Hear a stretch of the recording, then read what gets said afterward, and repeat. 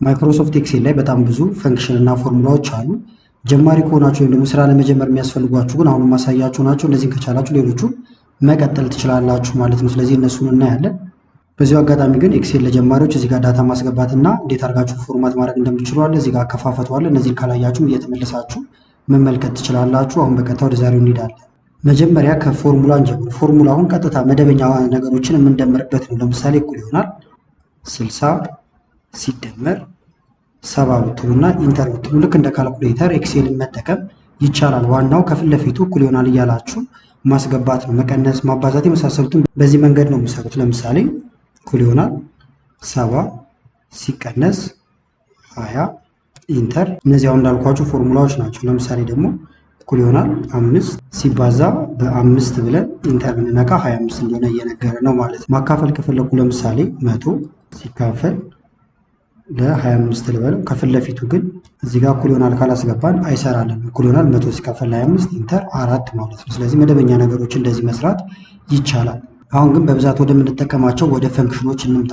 እንደ መነሻ እንዲሆነን ግን የአሁኑን ለምሳሌ አሁን ያላችሁበትን ቀን ሰዓት እንዲያስቀምጥ ከፈለጋችሁ እዚህ ጋር ትመጡና ደስ ያላችሁ ቦታ ጋር እኩል ይሆናል ናው ብላችሁ ትጽፋላችሁ ማለት ነው። ይኸውና ናው እላው ላይ አንድ ክሊክ ስታደርጉ ቅንፍ ይከፍታል። ከዛ ቅንፍ ትዘጉና ኢንተር ስትሉ ምንም ቀን ማስታወስ ሳይጠበቅባችሁ እንደምታዩት ቀኑንም ሰዓቱንም እዚህ ጋር ሰዓቱ አንድ አይነት ሰዓት ያስገባላችኋል ማለት ነው። በተጨማሪም ደግሞ እኩል ይሆናል እንደዚህ ቱዴይ ብላችሁ ብጽፉ ከዛ ቅንፍ ትነካላችሁ ወይም እዚህ ላይ ክሊክ ማድረግ ይቻላል። ቅንፍ መዝጋት ኢንተር። እንደምታዩት ይሄ ደግሞ ቀኑን ብቻ ያመጣላችኋል። ስለዚህ ከሰዓት ጋር አንድ ላይ እንዲያመጣ ናው ትላላችሁ። ቀኗን ብቻ ከፈለጋችሁ ደግሞ ቱዴይ ብላችሁ ስራችሁን መጀመር ትችላላችሁ እንጂ ቀን በማስታወስ ጊዜ ማባከን አይጠበቅባችሁም ማለት ነው። ሌላው ማወቅ ያለብን ፈንክሽን ደግሞ ሰም ወይም መደመር ማለት ነው። ለምሳሌ እዚህ ጋር የተማሪዎች ውጤት አለ 78 85 90 እያለ ይቀጥላል። ድምሩ እዚህ ጋር እንዲቀመጥ ፈልጌያለሁ። እናንተ የፈለጋችሁበት ቦታ ጋር ክሊክ ማድረግ ትችላላችሁ። መልሱ እንዲቀመጥ የፈለጋችሁበት ቦታ ጋር ከዛ በኋላ እኩል ይሆናል ትላላችሁ። በመቀጠል ሰም ብላችሁ ነው የምትጽፉት ማለት ነው። ከዛ ሰም የሚለው ላይ ክሊክ ማድረግ ወይም ቅንፍ መንካት ይቻላል። ተደማሪ ቁጥሮቹን ስጡኝ ሲላችሁ እንደዚህ ሌፍት ክሊክን ይዛችሁ ትመርጣላችሁ ወይም ሰሌክት ታደርጋላችሁ ከቢቱ እስከ ዲቱ ማለት ነው። ቢ ይኸውና ዲ ይኸውና ቱ ደግሞ እዚህ ጋር ስላለ ነው። ቅንፍ መዝጋት ኢንተር ስትሉ ድምሩን ያመጣላችሁ። የሌሎቹን እንዲሰራ ሁሉ ድጋሚ እዚህ ጋር መስራት አይጠበቅብን። ምን እናደርጋለን? ጫፏ ጋር እዚች ጋር እንመጣና ወርታች ስንጎትተው ደመር ነው ማለት ነው በቀላሉ የሁሉ። በሌላ መንገድ ደግሞ መደመር ይቻላል። ምን ማድረግ ትችላላችሁ? እዚህ ጋር ከሆነ እዚህ ጋር ክሊክ ከዛ እዚህ ጋር ሆም የሚል አለ። በመቀጠል እዚህ ጋር ስመጡ ሰም አለላችሁ ወይም አልቲዝ ኢኳልቱ ማለት ነው። ይህን ብትነኩ መደዳውን ነው የምደምረው ይላችኋል። ኢንተር ትላላችሁ። ከዛ አሁንም ጫፏን ይዛችሁ መጎተት ይቻላል። ስለዚህ ብዙ መደመሪያ መንገድ አለ ማለት ነው። አንድ አማራጭ ልጨምርላችሁ። ፎርሙላ እዚህ ጋር አለ አውቶ ሰም። ብዙ ምርጫዎች አሉ እዚህ ውስጥ ያዋቸው። ሰምን ብትነኩ እነዚህን ነው የምደምረው ይላችኋል። ኢንተር ከዛ ወርታችን እንደዚህ ብታረጉ ደመራችሁ ማለት ነው። በተመሳሳይ ወርታችን የምትደምሩት በዚሁ ስቴፕ ይሆናል። ወዴት መደመር ብትፈልጉ ሰም እያላችሁ መስራት። አቨሬጅ ወይም አማካይ ውጤት መስራት ከፈለጋችሁ ደግሞ እኩል ይሆናል አቨሬጅ ብላችሁ ትጽፋላችሁ። ይሄውና አቨሬጅ ቁጥሮቹ አቨሬጅ የሚሰራባቸው እስከዚህ ነው የምፈልገው ማትስ፣ እንግሊሽ፣ ሳይንስ። ስለዚህ ይኸውና ቅንፍ መዝጋት ኢንተር ብትሉ አቨሬጅ ተሰራ ማለት ነው። ጫፏን ይዛችሁ እዚህ ጋር መጎተት ይቻላል እንደዚህ። ይህንንም ግን በተመሳሳይ ማድረግ ይቻላል። ክሊክ አድርጋችሁ ፎርሙላ እዚህ ጋር ስትመጡ አቨሬጅ ይላል። እስከዚህ ነው የሚመርጠው እንደምታዩት ልብ የምትሉት እዚህ ጋር፣ ምክንያቱም እንዳለ ቁጥሮቹ ነው የሚመርጣቸው። ስለዚህ ይህን ለመቀነስ ጫፏ ጋር እዚህ ጋር ትመጣላችሁ። እንዲያርጋችሁ ቀነስ ብታረጉት ከቢቱ እስከ ዲቱ ነው ይላችኋል ማለት ነው። ከዛ ኢንተር ትላላችሁ። አንድ አይነት ውጤት ነው የሚሰጣችሁ። ከዛ እዚህ ጋር ሁለቴ ክሊክ ማድረግ ይቻላል ወይም ጫፏን ይዛችሁ ጎተት ማድረግ ትችላላችሁ ማለት ነው። ሌላው ደግሞ ሚኒመም ማክሲመም ማውጣት ትችላላችሁ። ለምሳሌ እዚህ ጋር ሚኒመም በጣም ትንሽ ውጤት ያመጣው ማን ነው የሚለውን እንስራ።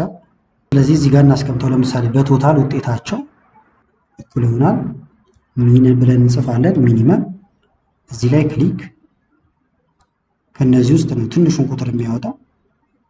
ቅንፍ መዝጋት ኢንተር።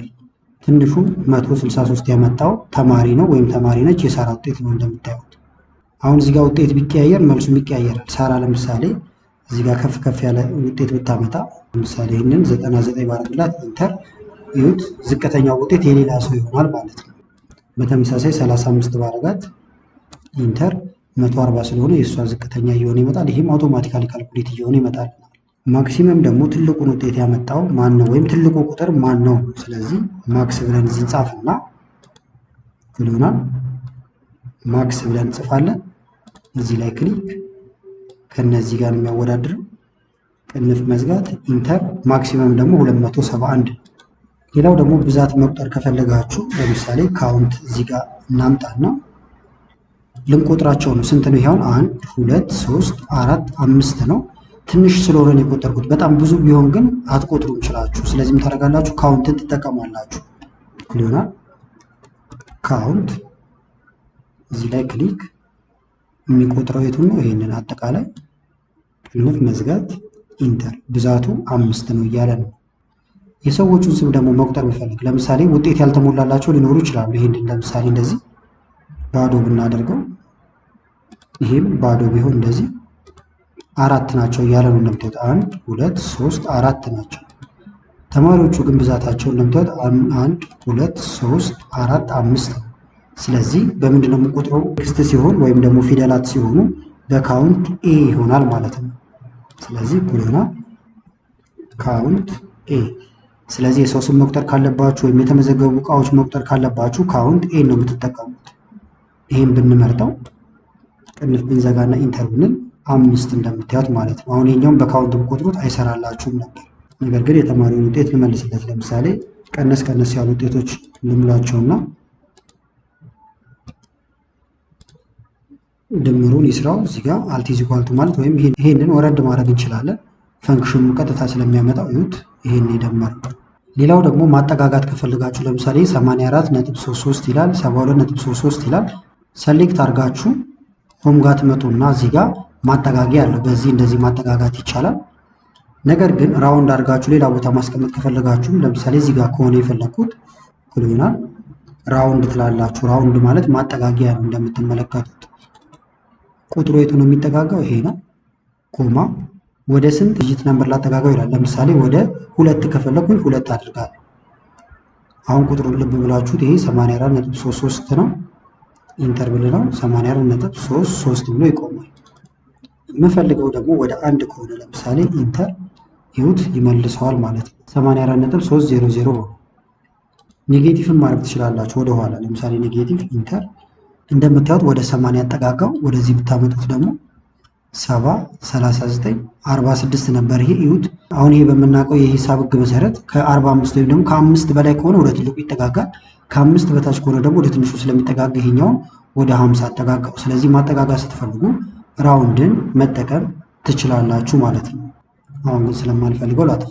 ሌላው ደግሞ ኢፍ ነው። ለምሳሌ ሪዛልት መስራት ከፈለጋችሁ እዚህ ጋር 84 እያለ ይቀጥላል። ለምሳሌ እዚህ ጋር እኩል ይሆናል ልበልና ኢፍ ልበለው።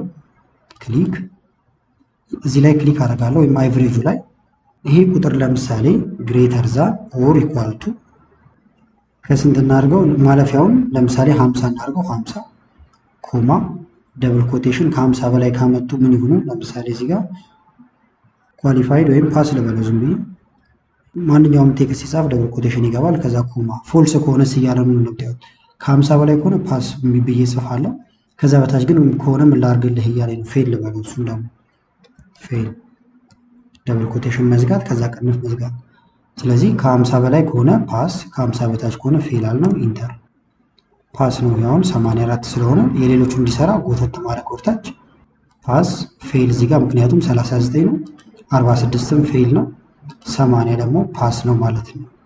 እዚህ ጋር ለምሳሌ የተወሰነ ተማሪ ውጤት እንቀይር። የሳራን አሁንም 90 ብር አድርገው ኢንተር አለፈች። እንደምታዩት 61 አካባቢ ስላመጣች ማለት ነው። ይህን ግን ብናጠጋጋው የተሻለ ይሆናል እንደዚህ ነገር ቢሆን። ስለዚህ በዚህ መንገድ መጠቀም ትችላላችሁ። ከዛ በኋላ ይህንን ኤዲት ማድረግ ይቻላል። ኤዲት እንዴት ማድረግ እንደምንችልም ያለፈው ቪዲዮ ላይ እዚህ ላይ ሰርችላችኋለሁ። ይህን ከላይ ስለማስቀምጥላችሁ ኢንስክሪፕት ላይ ከዛም መመልከት ትችላላችሁ። ቪዲዮ ከተመቻችሁ ላይክ ማድረግ እንዳትረሱ። ቀጣዩን ክፍል የምትፈልጉ ከሆነ ኔክስት በማለት እንደዚሁም የተለያዩ አስተያየቶችን በመጻፍ አሳውቁኝ። አመሰግናለሁ በጣም ቻው።